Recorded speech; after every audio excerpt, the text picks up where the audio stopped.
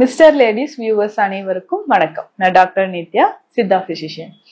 சர்க்கரை நோய் குறைவதற்கு என்ன செய்யலாம், அதுலயும் இந்த குறிப்பிட்ட மூலிகையை எத்தனை நாள் பயன்படுத்தலாம்? இப்ப நிறைய பேருக்கு இந்த டவுட் இருக்கு. இந்த கருஞ்சீரகம் மூலிகையை எத்தனை நாள் சுகருக்காக நம்ம பயன்படுத்தலாம்? இந்த டவுட் நிறைய பேருக்கு இருக்கு. இந்த கருஞ்சீரகத்தை நம்ம பொதுவாகவே பார்த்தோம்னா கருஞ்சீரகத்திற்கு நிறைய மருத்துவ குணங்கள் இருக்கு. சித்த மருத்துவத்தில் கருஞ்சீரகம் அப்படின்னு சொல்லக்கூடிய இந்த மூலிகை இதய நோய்கள்ல இருந்து அதிகமா ஃபேட், நம்ம உடல்ல கொலஸ்ட்ரால்ல இருந்து கல்லீரல் சம்பந்தப்பட்ட பிரச்சனை, புற்றுநோய் வரைக்கும் நம்ம கியூர் பண்றதுக்கு ஒரு முக்கியமான மூலிகையாக நம்ம கருஞ்சீரகத்தை பயன்படுத்துறோம். சோ அந்த வகையில இந்த கருஞ்சீரகம் அப்படின்னு சொல்ற இந்த மூலிகை சர்க்கரை நோயை எப்படி கட்டுப்படுத்தும், சர்க்கரை நோய் இருக்கக்கூடியவங்க இதை எப்படி பயன்படுத்தலாம், அல்லது நம்ம முன்னரே இந்த மாதிரியான சிகிச்சை முறைகள் எடுத்துட்டு இருக்கிறோம், இந்த மருந்துகள் எல்லாமே எடுத்துட்டு இருக்கிறோம், இந்த மாதிரி சமயத்துல நம்ம கருஞ்சீரகம் எப்படி பயன்படுத்தலாம்? பொதுவாக கருஞ்சீரகத்துக்கு நல்ல ஒரு வெப்ப வீரியம் இருக்கு, கார்ப்பு தன்மை. வெப்ப வீரியம் அப்படின்னா நம்ம அந்த சில மூலிகைகளை எடுக்கும் பொழுது உடல்ல வெப்பத்தை உண்டாக்கும். அந்த வகையில கருஞ்சீரகமும் வெப்பத்தை உண்டாக்கக்கூடியதுதான். இதுல முக்கியமாக இது பரவலாக நிறைய பேர் யூஸ் பண்ற ஒரு விஷயம் வெந்தயம், ஓமம், கருஞ்சீரகம். இது மூன்றும் சேர்த்து நான் சாப்பிட்டுட்டு இருக்கேன் மேம். எப்படி எல்லாம் இது சாப்பிடலாம் அப்படின்னு. ஆனா இது உடலுக்கு ரொம்ப நல்லது. யார் யார் எந்தெந்த ரேஷியோல சாப்பிடணும், இந்த மூன்று மூலிகையுமே எந்த அளவில் நம்ம எடுத்துக்கணும்ன்றது ரொம்ப முக்கியம்.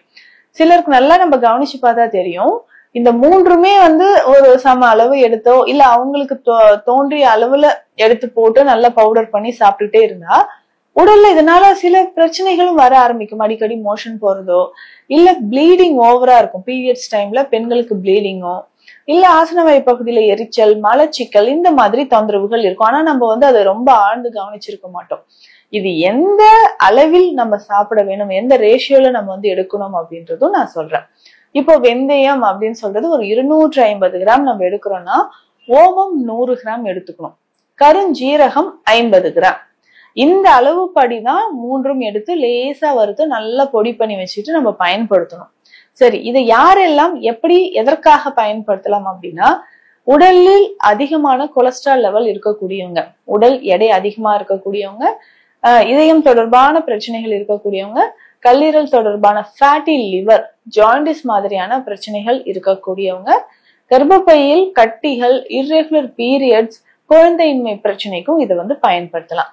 சோ இதை எப்படி பயன்படுத்தலாம்னா, ஏதாவது ஒருவேளை ஒரு நாளைக்கு ஒரு 4 கிராம் அளவுக்கு எடுத்துக்கணும். சோ 4 கிராம் அளவுக்கு இந்த பொடி எடுத்து வெந்நீர்ல கலந்து குடிச்சிடணும் உணவு எடுத்ததற்கு பிறகு. அதே மாதிரி சுகர் இருக்கிறவங்க கண்டிப்பாக இது தாராளமாக சாப்பிடலாம். ஏன்னா வெந்தயமே நம்ம ஒரு 250 கிராம் வரைக்கும் போட்டிருக்கோம். சோ இத தினம்தோறும் காலையில உணவு எடுத்த பிறகு நம்ம பயன்படுத்தும் போது நல்ல பலன் நமக்கு கிடைக்கும். ஒரு சிலருக்கு, அதாவது கேஸ்ட்ரைட்டிஸ், ஸ்டொமக் அல்சர், இந்த மாதிரி பிரச்சனைகள் எதுவும் இல்லை அப்படின்னா உணவு எடுப்பதற்கு ஒரு அரை மணி நேரம் முன்பு இதை தண்ணீர்ல கலந்து குடிச்சிடலாம். சோ இந்த மாதிரி நம்ம பயன்படுத்திக்கிட்டே வரும்பொழுது நல்ல பலன் நமக்கு கிடைக்க ஆரம்பிக்கும். பலன் அப்படின்னு சொன்னோம்னா, சுகர் லெவலா இருக்கட்டும், சுகர்னால எனக்கு உடல் பாதிப்பு ஏற்பட்டு இருக்குங்க, நரம்புகள் பாதிக்கப்பட்டிருக்கு அப்படின்னு சொல்ற பிரச்சனைகளுக்கும் இதை பயன்படுத்தலாம். இல்ல தனியாக கருஞ்சீரக பொடியை மட்டும் பயன்படுத்தலாமா அப்படின்னா தாராளமா பயன்படுத்தலாம். ஆனா 3 சிட்டிகை அளவு தான் ஒரு நாளைக்கு பயன்படுத்தணும். 3 பிஞ்சஸ். சோ அந்த கருஞ்சீரகம் பவுடர் 3 பிஞ்சஸ் எடுத்து நம்ம பயன்படுத்தலாம். எதற்கெல்லாம் இது யூஸ் ஆகுதுன்னு பார்த்தோம்னா, முக்கியமாக சுகர் லெவல் குறையறதுக்கு நம்ம கருஞ்சீரகத்தை பயன்படுத்தும் பொழுது எப்படின்னா ஒரு 3 சிட்டிகை அளவு எடுத்துக்கணும். நெய்யில கலந்தோ அல்லது வெந்நீர்ல வெதுவெதுப்பான வெந்நீர்ல கலந்தோ நம்ம குடிச்சிட்டு வரலாம். சோ இது நெய்யோடு கலந்து சாப்பிடும்போது அதிகமான காரம், அந்த உஷ்ணம் உடல்ல பாதிக்காத மாதிரி இருக்கும். சோ அதனாலதான் இது நெய்யோடு சேர்த்து சாப்பிட சொல்றது. அதற்கு அடுத்ததாக பிளட் பிரஷர் இருக்கு, இதனோட எனக்கு சுகரும் இருக்கு. சோ இப்ப பிரஷரும் சுகரும் நமக்கு கண்ட்ரோல் ஆகிறதுக்கு என்னென்ன செய்யலாம் அப்படின்னா, முக்கியமாக இதை நம்ம ஃபாலோ பண்ணிக்கலாம். சீரகம் 100 கிராம், கருஞ்சீரகம் 30 கிராம். இந்த அளவுப்படி 2 பொடியும் பொடி பண்ணி எடுத்து வச்சுக்கணும். இத நம்ம சாப்பிடும்போது உடல்ல ஏகப்பட்ட நன்மைகள் நமக்கு கிடைக்க ஆரம்பிக்குது. ஸோ முக்கியமாக நமக்கு சுகர் லெவல் குறையுது, பிபி குறையுது, ஃபேட்டி லிவரும் நமக்கு குறைய ஆரம்பிக்குது.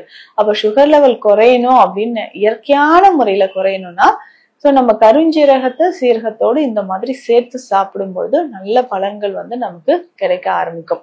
அடுத்ததாக இன்னும் முக்கியமாக என்னன்னு பார்த்தோம்னா, எலும்புகள் சம்பந்தப்பட்ட பிரச்சனையோ தசைகள்ல அடிக்கடி நமக்கு மசில் கிராம்ஸ் வருதுனாலும் கருஞ்சீரகத்தை பயன்படுத்தலாம். ஏன்னா சுகர் இருக்கக்கூடிய நிறைய நபர்களுக்கு பார்த்தோம்னா தசைகள் தொடர்பான ஒரு பிரச்சனை, உடல் எடை குறையிறது, கால்கள்ல நரம்பு பாதிப்பு ஏற்படுறது, இந்த பிரச்சனை இருக்கும்.